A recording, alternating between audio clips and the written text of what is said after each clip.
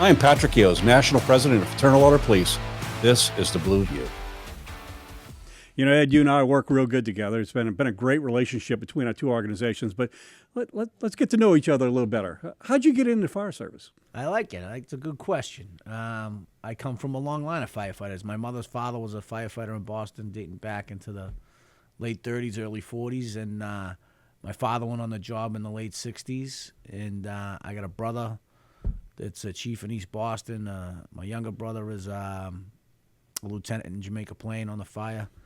And you know, my brother's a fire chief too. So there's three of us that are on the fire. I've got a couple cousins. My father's cousins were firefighters as well, and one of their sons is on the job as well. So it was a family affair, so to speak. But I will say this, like, getting on the cops and fire, and when I grew up in Boston, was like hitting the lottery. Yeah. You know, and being a veteran was really the best way to get on either one of those two jobs. We have veterans preference in Massachusetts that we're proud of.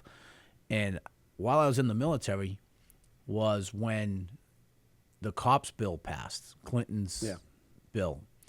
And Boston started hiring, like all cities, like crazy. Yeah. And I got called for the cops, so it was like my lottery ticket came in, you know? And I actually got out of the military about 8 months early out of my enlistment. I did like 3 years, 3 months. Out of my 4 years, they let me out to get on the cops. And had I, you know, that class, my cousin Bobby Griffin went on the police. He's now the FOP Vice President for the detectives in Boston. And you know, life might have been a little different, you know. Yeah. And but God has His plans, and I love being a firefighter, you know. Yeah. But I think I would have loved being a cop too. Yeah, well, so here we are sitting at a table together. Two different. What about you? How'd you end up a cop? Mine's a little different. You know, I was working, and you know, during the '80s, you had a lot of economic issues going on in the country. I ended up getting laid off, and my brother had worked for a sheriff's office in Louisiana, right outside of New Orleans, for a while. He said, "Well, why don't you get on with the sheriff's office?" So I ended up going in thinking, hey, this is a job that I'll do for a little while until I find the next, transition to get into. And after I got there, I just, it didn't take long to realize it was a job that, I just couldn't see myself doing anything else. And the rest is history. Did 36 years with the St. Charles Sheriff's Office right outside the city of New Orleans, Metro. Did you make rank in the I department? did. I retired at the rank of captain, and I was the commander of Special Services Division. Wow. Yeah, so great career. I look back and with great pride. Great pride. And then here we are. We find ourselves both as leaders of the largest police organization, largest fire association, and our issues are so much the same. So many things that they're interlocked, we benefit so much working together. Yeah. It creates a force that allows us to have a good platform for us to voice our concerns of our members across the country. It's an interesting note because our unions hadn't always played well in the sandbox together. Not that they were ever really opposing, but we have so many of the identical objectives that like walking in together is such a much more magnified voice that I'm glad that at least we have someone in yourself as president of the FOP and some of the great historians and leaders that you guys have had, and we have, we're blessed with some great people around us that put us together. Yeah. And from there, we've been able to really magnify that voice, culminating just a couple of weeks ago with a great rally over the WEP. Yeah, so I just need to, in private industry, people have a tendency of kind of pulling their stuff together and kind of, working maybe in silos because it's important for them to do it, right? Our industry is so different. Our industry, our survival, our ability to be able to evolve with time, and we serve the public, and our mission changes is with the public's expectations. Our ability to be able to work collectively, to be able to partner, is really going to be the determination of whether we succeed or fail in our roles as leaders of labor organizations for public safety. No, I agree with you, and it boils down for me. I always say, like, who's out there at 4 a.m? Yeah, absolutely. And whether it's, whether we need the police on the fire side of an incident, or, that there's a cop in a role, like we're jumping out, jumping in. That's it. Servant's heart. And you look at where one of the big changes or one of the big challenges I think we saw, I don't know how well it translates across to your side. But when COVID came into the picture, for us in the fire service, the oath we took to put others first, we all, no one hoodwinked us, right? I mean, it's a job you can get killed doing. Matter of fact, we just lost one of my brothers in a house fire 2 days ago. I'm sorry. And the level of what the oath meant when COVID came to town was a little bit different. Yeah. It wasn't just me, hey, I might get killed tonight in a building fire. It was, I might get something, bring it home. Oh, exactly. Expose give my it family to my mother, Yeah. give it to my kids, give it to my wife, so on and so forth. It was a crisis of consciousness a bit. And at the end of the day, we showed up. We do what we always do. Every single one of us showed up and did exactly what we do for the cycle of life that we got so used to here in the country that most people take for granted. Well, let me tell you, there's a lot of sacrifice goes into it, and at least on the police side, I say there's a lot of evil in the world that most people think don't exist. Yeah. And thank God there are people that are willing to stand that line between order and chaos and make sure that our communities are safe, and they get to wake up the next day, feed their kids, and send them off to school. Amen. It's a servant's heart that pulls us to do the things that we do, both police and fire. Yeah, absolutely. There's that blanket of protection that the blue side provides that I know I myself, I still live in the city, and it's nice to know you pick up the phone, call 911, and there's some hard charges going to be at my door in 3-4 minutes. Yeah. One thing that we both struggle with at times is, I guess, especially the evolution of communication. Here we are at a podcast. 10 years ago, nobody would be talking about doing these type of things. Technology keeps evolving. One thing that it has done is given people the ability to be able to voice their frustrations or their satisfaction with a mouse click, something that they didn't have before, or a button on a phone. So we see this evolution of all of this and how it has affected our ability to be able to do our job. And when there's a dissatisfaction, something happens in public safety, whether it's police or fire, then it becomes headline news, and we struggle with that. And it certainly doesn't reflect, at least in the law enforcement side, the 800,000 men and women who suit up and show up every day and make a difference in the communities. Yet every time one of these incidents happen, we get painted with a very broad brush. And it's the challenges that I have on my side of the ones that are probably most visible because we're out there. When there's a problem, who do you call? Yeah. If there's a fight at the playground, call a kid. If there's a fight at school, call a kid. Call the police. If there's a fight between a husband and wife, call the police. We're asked to fix all of these things, and that human element. You're asking law enforcement officers to do a law enforcement response to a human element, and when there's a lack of compliance, it has things spiral out of control and they're unpredictable. So we have our challenges. We certainly do, but what we really have is a whole bunch of people out there that every single day go out and make a difference in their communities. It's such a challenging job right now, and we're seeing it starting to spill over to us, how we're being judged, how we're being second-guessed, how they're trying to criminalize decisions that we're making at a medical call or stuff like that, And the split-second decisions that a police officer has to make, I mean, I've never done the job, but I can rationalize how difficult it has to be. I mean, I watch my son, who's 14, slightly taller than me now, and his pals are running around with Orby guns. I don't know if you know what they are. They're little gel pellets, and they have a ball doing it. It's so much fun. They all have a great time, him and his cousins and all the kids in the neighborhood. But I watched them run around with masks on and what looks like a machine gun, and I think, if someone picks up the phone, calls 911, how's a cop going to judge a 5'10", 14-year-old with a mask? Assess that threat. It's a challenging time, and so thank God there are people willing to step up and take public service, into public service. Yeah, if we could, let's change gears a little bit. There are so many issues that are important to both of us. And I'm going to start with one. You mentioned about our rally that we had at the Capitol. I could not be prouder. For 40 years, for those that are not familiar, and what I'm talking about is Windfall Elimination Government Pension Offset, the repeal of Windfall Elimination Government Pension Offset. This was, and if I could just set it up, back in the late 1800s, Congress recognized that if an employee, by virtue of their employment, entrusted their funds to another individual, for the responsibility of duty and care of that there was a responsibility to do it. There was a duty and care, and if they failed to do so, they enacted criminal laws for it. They call it embezzlement. That's the rule. That was the rule until 1983, when Congress got together and said, you know what? If you received a public pension, if you paid into your public pension, so you earn your benefit, this is yours. If you earn that benefit and then later on went in and paid your full credits in order to be part of the Social Security system, you paid a full amount for a full benefit, yet they applied a rule that they called a government pension offset. And they call it a windfall elimination.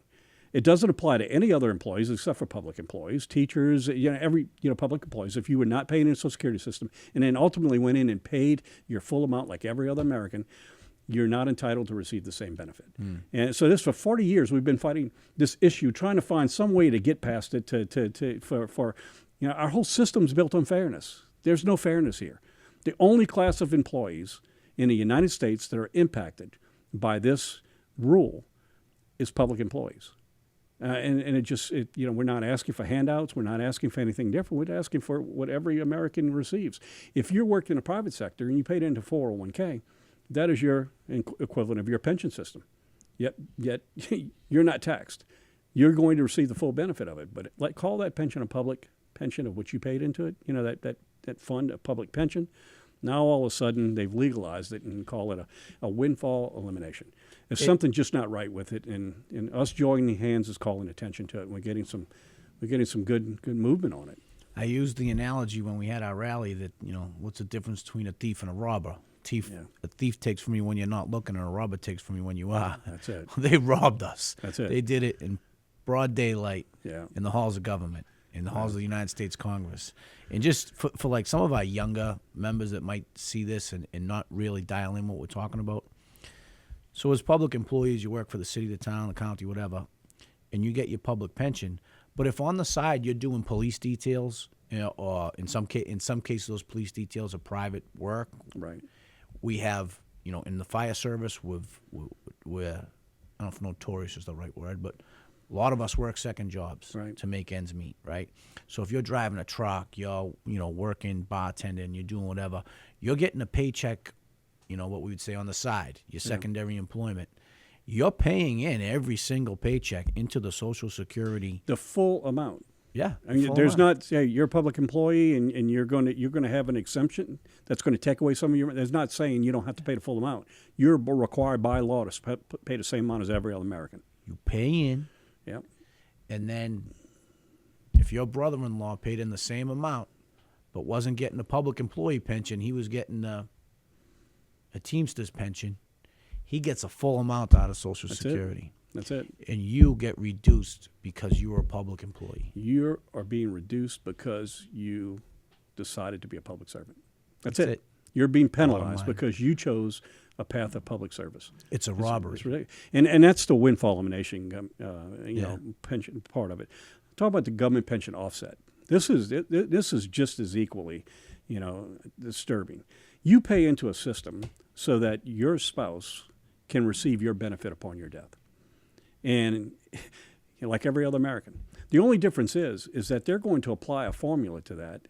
And in 75% of the cases of people who applied for the government pension offset, it reduced it down to zero, which means you pay into a system so that supposedly so that your spouse can receive your benefit upon your death.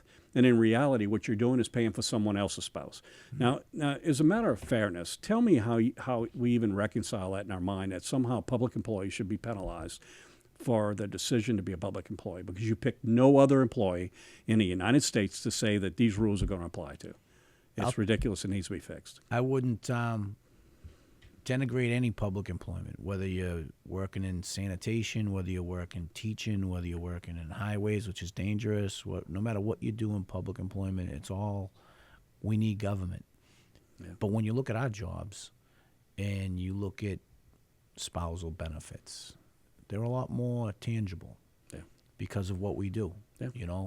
Police and fire, they're jobs where you might get killed when you go to work. That's it. And when we pay in and they have rules that say, like, we're going to penalize you, it's wrong. I'll give great credit to yourself, great credit to your team in FOP. We've been working together. We have more momentum now than we've ever had in the history of trying to right this wrong. I try 311 co-sponsors in the House. That is a supermajority, which suggests that if we just simply got it to a vote, then we could fix this problem, at least in the House. Now, we still got some work to do in the Senate, but let's talk about the House.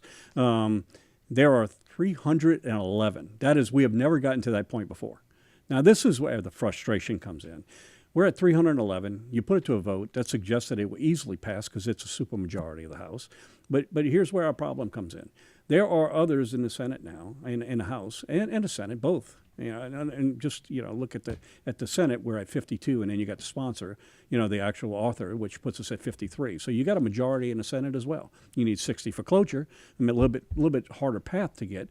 But at the end of the day, you've got a majority of the House and a majority of the Senate saying this is just simply not fair and needs to be fixed. It's a good day, right? But what you have is a whole lot of members in both the House and the Senate that will tell you that this is going to hurt the Social Security system. That if we give you the money that you have earned, then we're going to impact the Social Security system. It's not fair to everybody else. So it's fair to us to steal our money, because that's exactly what they're doing. But you're saying you don't want to fix it because you're afraid it might affect the Social Security system. Well, here's the problem. We've got a whole bunch now that are popping up saying, hey, I've got an idea how to fix this. We're going to come up with a new formula. We're going to come up with all of these things that are going to say somehow are going to have less of an impact, but still not make us whole. It's still recognizing it as a problem, but at the same time not fixing a problem. And they want to do that now. Well, let me tell you, the time to do that was when you got elected. These guys have been in Congress all this time, and not a single one of us moved forward on any of these other thoughts on how they can fix the system. And here we are, we've got momentum. We've got a majority of the House, a majority in the Senate. And anyone at this point right now that wants to smile at us and tell us that they appreciate what we do and they support us, that has anything other than a full repeal, is really just doing it to try and stop the momentum we have in fixing an injustice for every public employee across this country that's impacted by windfall elimination, prevention, offset. It really is. And we know that if we can get it across the street to the White House, we're going to get it signed by President Biden. Yeah. We've got to get it out of the House, through the Senate, and it speaks to how difficult it is, not only in this Congress. This Congress is particularly difficult. Yeah. It's probably one of the, dare I say, least functioning Congresses in the history of the country. But any legislation, whether in a state house, anywhere else, it's always difficult to get what looks like and appears to be a common sense fix into law. Yeah. And Congress itself is one of the toughest place to affect any of that change. But that's what we need. We need to rally the membership, get in front of these electeds, put their feet to the fire. It's the only way we get things done. That's it. We need our members to do two things. We need really one. We need them to educate themselves on where their representative or their senators are on this issue. And if they're supportive, if they're co-sponsors, need to thank them. Need to tell them how much we appreciate them recognizing the challenges that we have and their efforts to try and fix it. Right? And encourage them to push others to do it, because we need to keep that momentum moving. But if they are not a sponsor of this, they need to make it very clear to them that anything they do at this given point, when they had all this time to fix this problem long before today, now that we have the momentum and the ability to be able to fix it with a majority in the House, majority in the Senate, and likely a White House that will sign a bill, anything they do other than a full repeal is nothing more than a way to try and stop this from moving forward. And it's on their hands. And our members need to let them know that we recognize that. They need to know that we know that. Look, here's the problem. Washington on any given day is a pretty dysfunctional place. Well, you add a presidential election to the mix, and we have a small window here to try and make something happen. At some point, we both know that the election is going to suck all of the oxygen out of the room, and we have closed our window. And at the end of January, at the beginning of January, we're going to start with a whole new conference, and we're down to zero. So we were able to get it to 311. Thank you for everybody who's worked really hard to push this issue. Thank you, IAFF. I tell you, man, I stood on that stage and looked out and saw, 1,200 of our members all dressed in suits.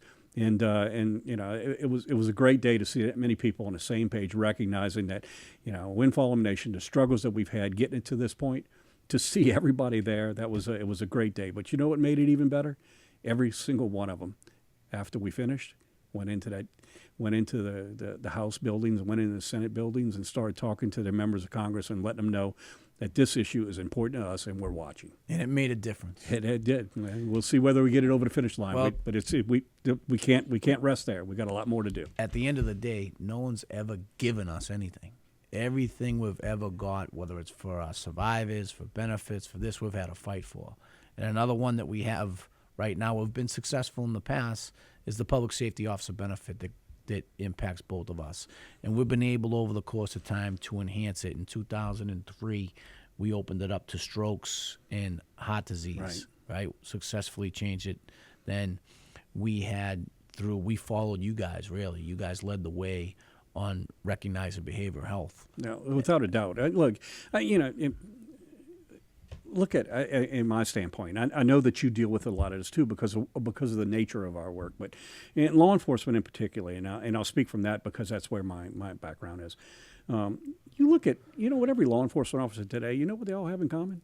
They all did a background investigation. They did a psych evaluation. They went through a physical assessment. They went through the academy. They got trained. They did a job. They were physically fit. All of these things, and it didn't take long before we recognized that these same officers, in just a short period of time, are now experiencing difficulties that are outside the norm of the population. Now, what happened? You had people that you did a full assessment on, and you knew they were healthy and fit and mentally fit. And now you put them in a position where they're picking up vices, and it's because of the exposure of the job. It's the things that we're exposed to. Most people would like to think don't exist.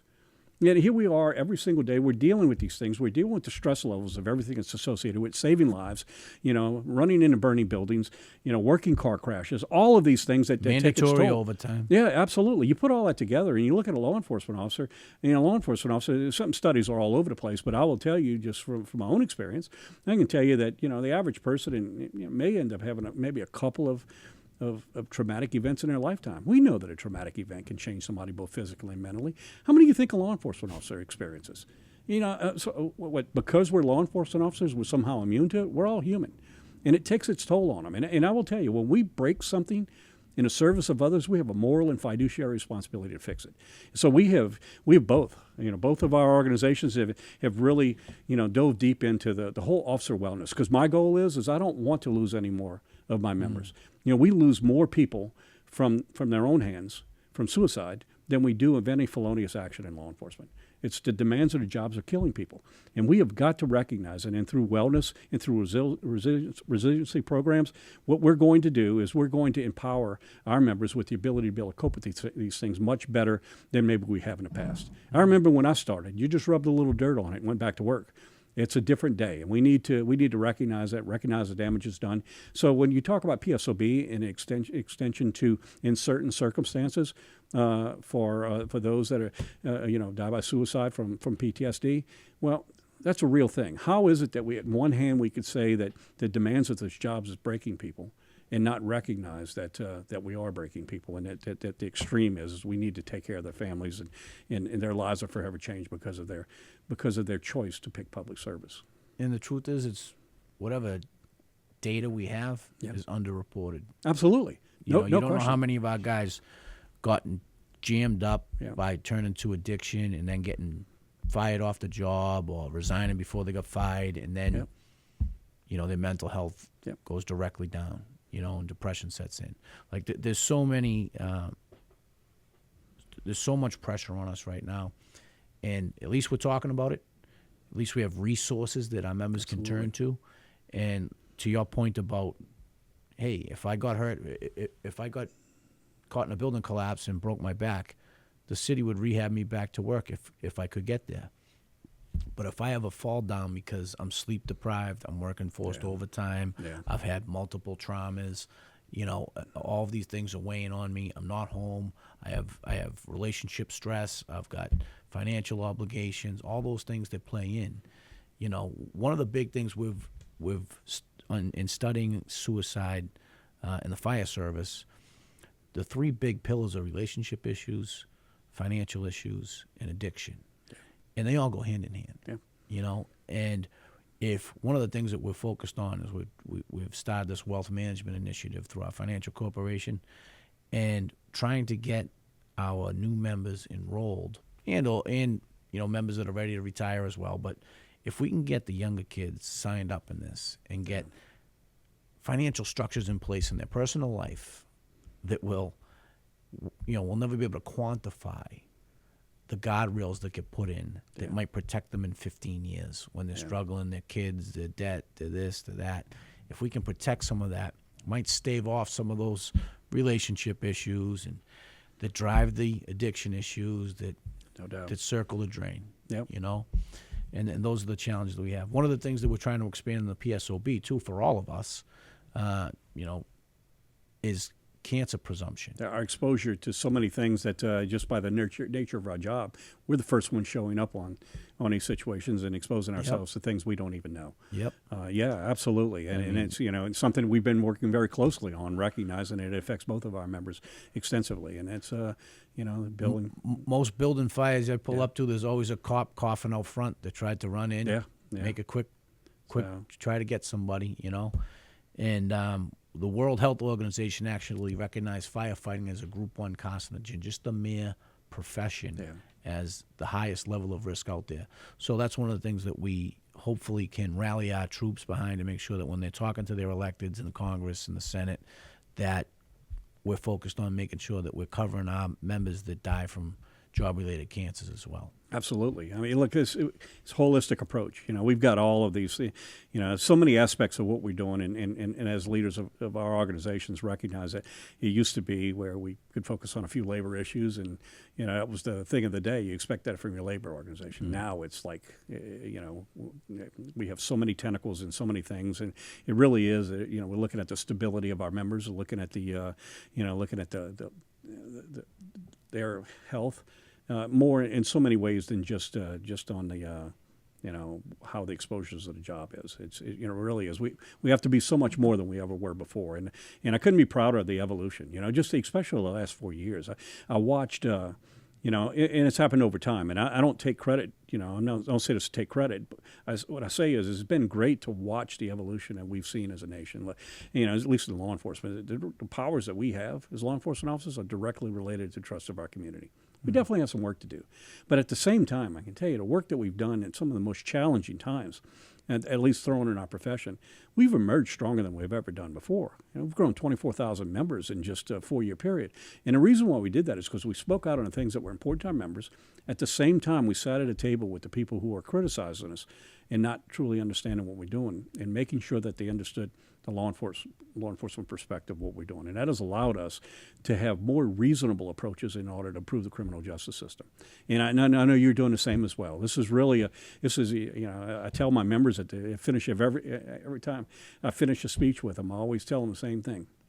As a leader in our organizations, we've never had a better time to make a meaningful difference in the lives of the people we serve than we do at this very moment right now. I agree, and I'll tell you, for as much as the profession has been villainized, the only triumph for evil is for good men to do nothing. Absolutely. Right? And there's, like I said, if I went on the cops, I probably would have loved it. Yeah. And I'm proud that when I see some of my younger kids from the neighborhood and my friends, their children going on the cops, I'm proud of them. And I hope that your members know how noble that profession is and how needed it is and how much that we cannot, will not, and shall not let evil prevail in this country.